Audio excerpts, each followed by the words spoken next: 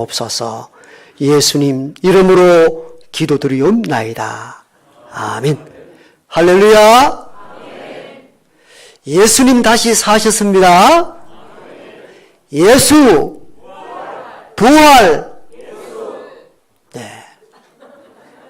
뭐가 이렇게 착착 진행이 되어야 설교할 기분이 나죠. 우리가 부활절이 되면은 교회 안에서는 할렐루 할렐루, 오늘 찬양도 얼마나 기쁨과 감격 있는 찬양입니까? 그런데 가만히 보면은 부활절을 교회 안의 잔치로만 버리고 있지 않는가 하는 생각을 종종 갖게 됩니다. 세상 가운데 예수님 다시 사셨습니다. 부활하셨습니다. 선포한 적이 있으신가요? 없다면 왜 그럴까요? 왜 교회 안의 잔치로만 오늘날 부활을 기념할까요? 여기는 각자마다 조금씩 다릅니다만 크게 두 가지로 이해할 수 있습니다. 하나는 부활이 지금 현재적 삶을 살아가는 나에게 그렇게 큰 영향을 끼치고 있다 생각하지 않기 때문입니다. 기도하라 이럴 때 우리는 도전을 받게 됩니다. 왜?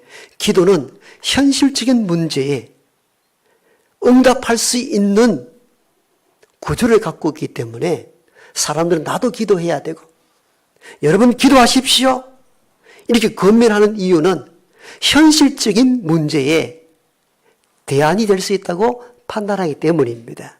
그런데 늘 부활을 생각하십시오. 부활 예수님 전합니다. 그러진 않거든요. 왜?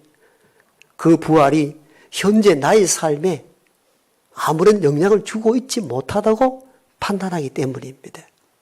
두 번째, 우리는 부활을 세상 가운데 널리 선포하지 못한 이유는 과학적이지 않는데 그것 괜히 이야기했다가 논쟁거리가 되면은 서로 불편하지 않습니까? 우리는 이런 이유로 부활을 교회 안에서만 예수, 부활 예수 하지만도 잘 선포하지 않는 이유가 거기 있지 않는가 하는 겁니다. 그래서 우리는 자꾸 피해갑니다. 교회 안에서만 부활주의 되면 부활을 이야기하고 외치고 구호로 떠들지만도 정작 세상 속에서는 부활에 대한 이야기를 잘 하지 않습니다. 바로 위에 두 가지 이유가 해당되지 않겠나는 생각을 가져봅니다. 그러나 이러한 흐름은 초기 교회에서도 있었습니다. 사두개파들은 부활이 없다 말했습니다. 그런 영향을 받은 교회의 교인들을 향하여 사도 바울은 여러분 부활이 있다 없다 그리 중요한가 중요하지 않나 이렇게 생각하느냐? 부활이 매우 중요하다. 부활이 없다면 여러분 전파하는 것도 헛것이요 여러분 믿음도 헛것이 되고 말 것입니다. 아멘. 예. 여러분 예수님의 부활이 없는데 어떻게 그가 우리를 살릴 수 있습니까? 어떻게 우리를 구원할 수 있습니까? 예수 그리스도가 우리를 살리려면, 즉 구원주가 되려면 그분은 살아 계셔야 합니다. 바울은 이걸 매우 안타까워했어요.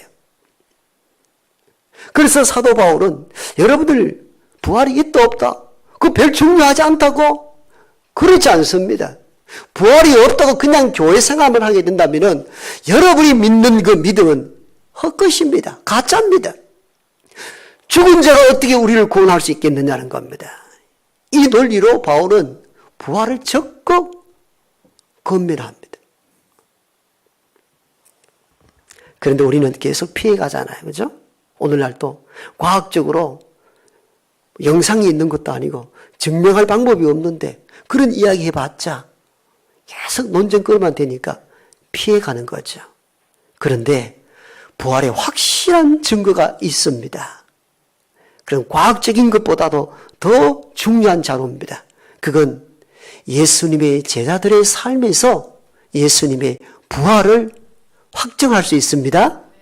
왜냐하면 예수님께서 십자가 못 박히는 그 앞과 뒤, 전후를 보면은 제자들의 삶이 완전히 바뀌어 있습니다.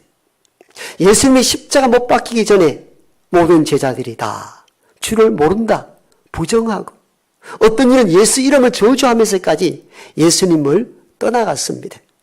예수님이 저 십자가에 못 박혀 죽으셨을 때에는 오히려 몇몇 여인들만 그 자리를 지켰을 뿐, 공생의 기간 동안 12제자를 선발하여 산상보험으로 말씀을 가르치고 양육했던 제자들은 한 명도 남아있질 않았습니다. 다 도망을 갔습니다. 두려웠습니다. 이러한 제자들이 시간이 지나고 난 어느 시점부터는 예수를 모른다, 부정하고 도망갔던 이 제자들이 십자가에 못 박힌 예수와 부활한 예수를 증언하기 시작합니다. 어느 정도 목숨을 내어놓고 순교하면서 예수님의 복음을 전합니다. 여러분, 십자가 무서워 도망갔던 그 제자들, 예수를 모른다 부정했던 그 제자들이 왜 한순간 이렇게 바뀌었을까요? 도대체 어떻게 이 변동된 삶을 해석할 수 있을까요?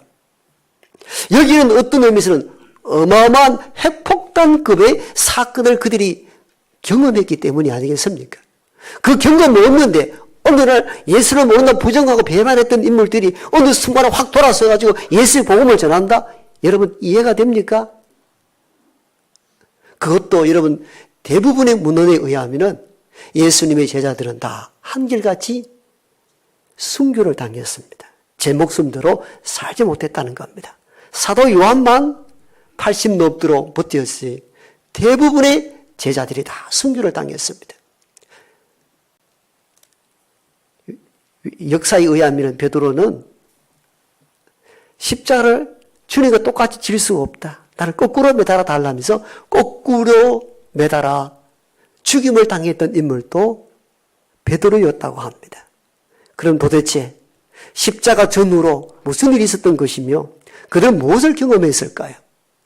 그들의 고백을 보면 한결같이 예수님이 다시 사심, 부활을 증거한다는데 그 논점이 있습니다. 아, 이들이 예수님의 십자가 사건만이 아니라 죽고 난 이후에 다시 부활한 주님을 만난 경험이 그들의 삶을 바꿔놓은 것입니다.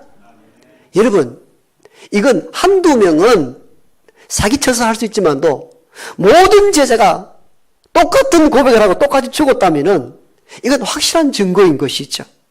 이보다 더 귀한 증거가 어디에 있습니까? 그러므로 우리는 부활이 과학적으로 논증할 수도 없는데 그 이야기를 꼭 이야기해야 합니까? 그냥 교회 열심히 다니면 되는 거죠. 마음 편하면 되는 거고 자식 잘 되면 되는 거죠. 바울은 우리에게 말합니다. 부활이 없다면 여러분이 전하는 것도 헛것이며 여러분이 갖고 있는 믿음도 헛것이 되고 말 것입니다. 그러므로 부활절 이날을 통해서 예수님의 부활이 꾸며진 어떤 이야기가 아니라 살아계셔 역사하신 하나님의 은혜인 줄 믿습니다. 여러분 그 제자들 가운데 특별히 베드로를 주목해 볼 필요가 있습니다. 베드로는 그래도 마지막 만찬 때에 즉 십자가 지기 전날에 주님께서 너희가 다 나를 버리고 도망갈 것이라 했을 때에 베드로만큼은 그렇지 않았잖아요. 모두가 주를 버린다 할지라도 나는 절대 주님 버리지 않겠습니다. 아니다 베드로야, 너가 나를 버리리라. 그렇지 않다니까요. 내 신념과 의지는 굳건합니다. 그렇게 고백할 때 주님께서 더 안타까운 마음으로 베드로에게 이렇게 말씀하지 않았습니까? 베드로야, 네가 닭 울기 전에 나를 모른다 3번 부인하게 될 것이다. 그 시간이 지나고 밤이 되어 예정대로 주님은 로마 병사에 의해 붙잡히게 되고 대제사장 뜰로 신문받으러 끌려가게 됩니다. 전날에 자기가 잔신하여 고백했던 것들이 있었던지 모든 제사장 다 도망을 갔는데 그래도 베드로는 그 고백이 있어서 도망은 가지 못했습니다. 성경에 보면 대제사장 뜰에서 예수님이 매를 맞고 신문을 당할 때에 멀찍이서 보았다. 이 단어가 있어요. 멀찍이. 도망은 가지 못하겠고 가까이 가면은 예수와 함께 몰려서 십자가 지게 될까 염려하여서 멀찍이 적당한 거리를 두고 있었는데 사막교회는 밤이 추운지라 모닥불을 피우고 있을 때에 한 어린 여종이 베드로에게 묻습니다.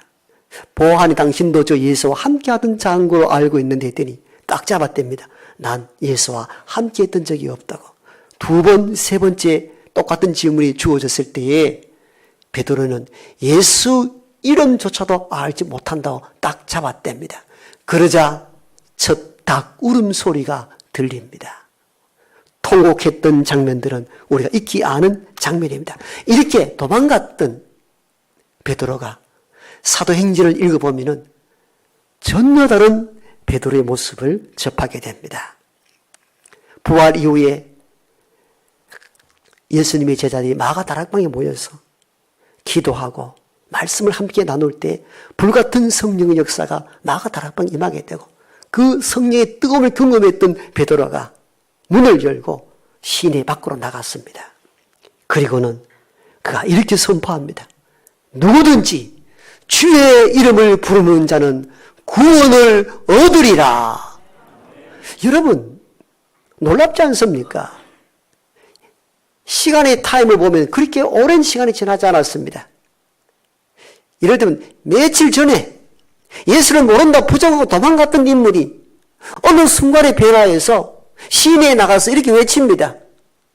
누구든지 주의 이름을 부르는 자는 구원을 얻는다고. 사람들이 수군대입니다. 그때 더 담대하게 이렇게 외칩니다.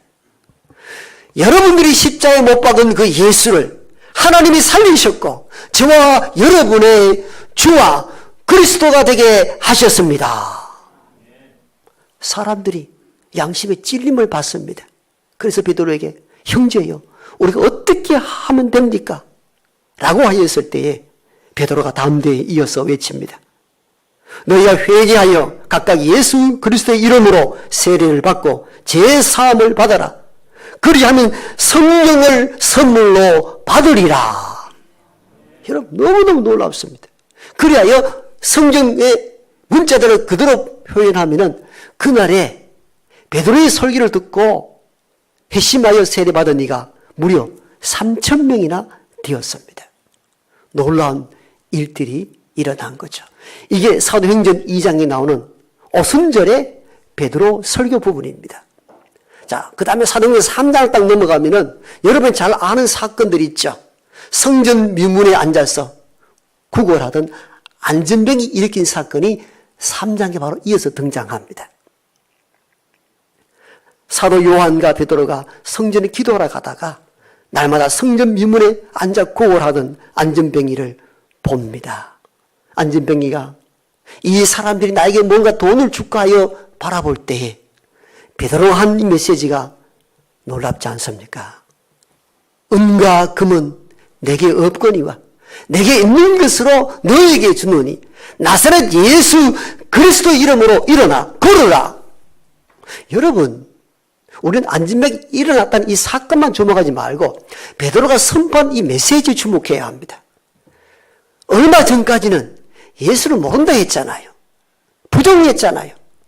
그와 함께 한 적이 없다고 잡아댔던 인물인데 어느 순간에 나가서 누구든지 주의 이름을 부르는 자를 구원을 얻는다 말씀을 선포하여 3,000명이나 세례받게 하고 어느 날은 성전 미문에 앉아있던 안전병이에게 은과 금 너에게 줄 돈은 없지만도 내가 진짜 너에게 줄 것 있다. 그건 나사렛 예수 그리스도 이름으로 일어나 걸어라. 그리스도 이름으로 일어나 걸어라고 말합니다. 그 뒤의 사건 우리가 다 압니다. 그 안전병에 일어나 걸으며 하나님을 찬미하였다. 이게 사도행전 3장이지요. 그 다음 사도행전 4장으로 넘어갑니다. 여러분 강단을 주목해 보십시오. 놀라운 일들이 계속 일어납니다.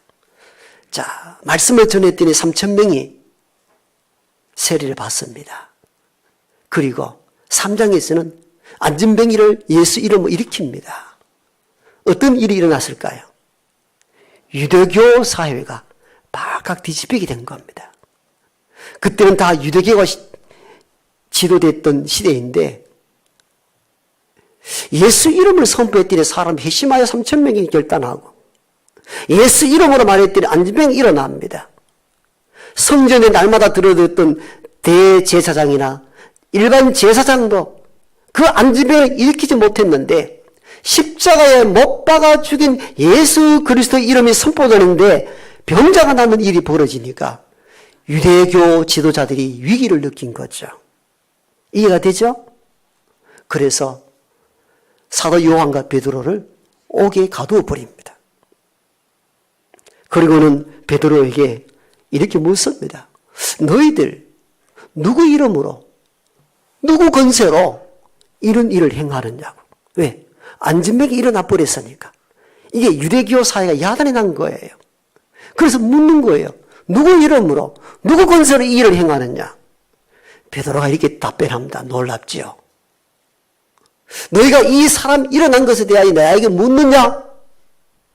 그렇게 대받아치면서 너희가 십자가에 못 박은 예수를 하나님이 살리셨고 오늘날 주와 우리의 구원주가 되게 하셨다. 여러분, 여정 앞에서도 부정했던 베드로가 대제사장 관리 앞에 담대하게 외칩니다. 이어서 다른 이로서는 구원을 얻을 수 없나니 천하 인간의 구원 얻을 만한 다른 이름을 우리에게 주신 일이 없노라. 베드로의 고백이었습니다. 아멘 좀 하소. 얼마나 중요한 얘기입니까? 너무너무 놀랐어요. 예수 이름에 구원을 얻을 만한 이름을 준 일이 없다는 거예요. 대제사장과 신문하는 제사장들이 대화를 해보니까 베드로가 평범한 인간인 줄 알았는데 비범하다는 것을 알았습니다. 지금이야 수산업 하는 분들도 수산고등학교나 수산대학 졸업하고 어업에 종사하는 분들이 많습니다만 이때만 하더라도 고기잡이 어부 출신들은 가난하였고 무식한 사람들이었습니다. 그래서 베드로가 어부 출신인 줄 알았던 대제사장들은 이 사람이 참 무식한 줄 알았는데 오늘 답을 하는 거 보면 너무 놀랍거든요. 더 이상 대화를 이어갈 때에 손해보겠다는 생각이 들었든지 대제사장들이 베드로에게 이렇게 충고하여 옥에서 쫓아냅니다. 다시는 예수 이름으로 말하지 말라.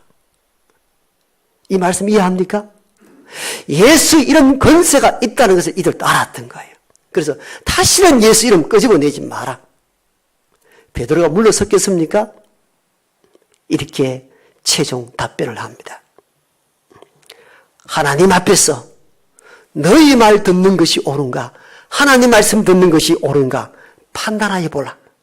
나는 내가 보고 들은 것을 말하지 아니할 수 없노라. 여러분, 굉장히 충격적인 메시지입니다. 내가 보고 들은 것 말하지 아니할 수 없다는 겁니다. 도대체 베드로가 보고 들었고 경험한 것이 무엇입니까?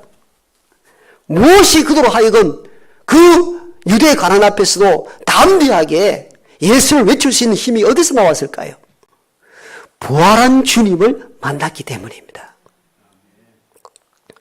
과학적 논증을 대라고요? 과학적 논증보다 더 중요한 논증이 있습니다. 사람의 삶을 보면은 그에게 무슨 일이 일어났는가를 우리가 알 수가 있습니다. 생명을 다하여 십자가를 거꾸로 지면서까지 예수님을 증언할 수 있었던 것은 예수님의 부활을 베드로가 보고 들었기 때문인 줄 믿습니다. 오늘 우리는 공간적으로 저 유대 땅과 한반도는 어마어마한 차이가 있고 시간적으로는 2000년이라는 갭이 존재합니다.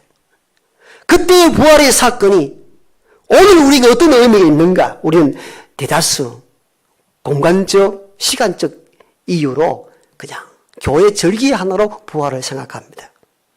그것이 아닙니다. 신앙의 핵심은 예수님의 부활에 있습니다. 부활이 없으면 여러분의 믿음도 헛것이며 구원을 얻지 못할 것입니다. 그러므로 우리가 일생을 살아가면서 예수님의 부활을 믿고 예수님의 부활을 교회 안에서만 떠들 게 아니라 문을 박차고 세상으로 나가 예수님 다시 사셨습니다. 예수님을 믿을 때 여러분들에게도 부활의 역사가 일어납니다. 증거하는 증인의 삶을 살아가기를 축복합니다. 아버지.